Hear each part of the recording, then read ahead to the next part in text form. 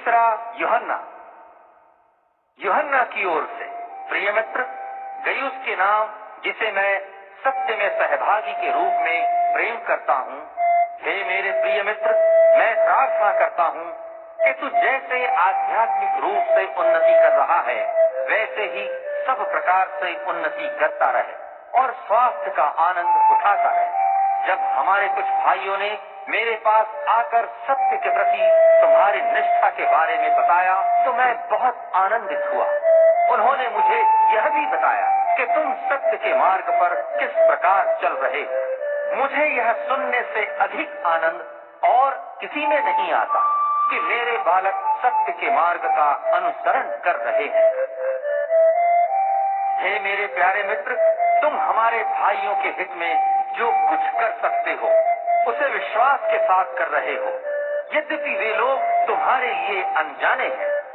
जो प्रेम तुमने उन पर दर्शाया है, उन्होंने कलीसिया के सामने उसकी साक्षी दी है। उनकी यात्रा को बनाए रखने के लिए कृपया उनकी इस प्रकार सहायता करना जिसका समर्थन परमेश्वर करे, क्योंकि वे मसीह की सेवा के लिए यात्रा पर निकल पड़े हैं तथा उन्होंने विधर्मियों से कोई सहायता नहीं ली है।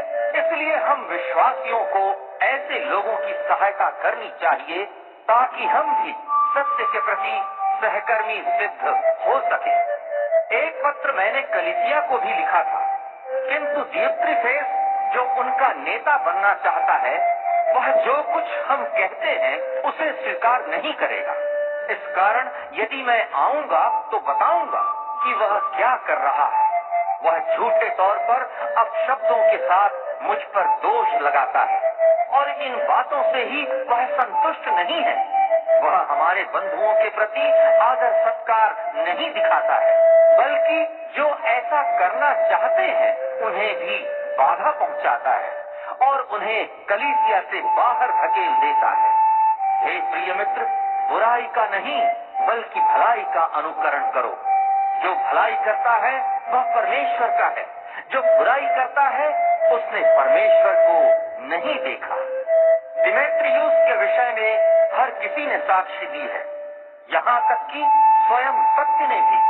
हमने भी उसके विषय में साक्षी दी है और तुम तो जानते ही हो कि हमारी साक्षी सत्य है। तुझे लिखने के लिए मेरे पास बहुत सी बातें हैं, किंतु मैं तुझे लेखनी और स्याही से वह सब कुछ नहीं लिखना चाहता, बल्कि मुझे तो आशा है कि मैं तुझसे जल्दी ही मिलूंगा। तब हम आमने सामने बातें कर सकेंगे। शांति तुम्हारे साथ रहे। तेरे सभी मित्रों का तुझे नमस्कार पहुंचे। वहाँ हमारे सभी मित्रों को निजी तौर पर नमस्कार कहना।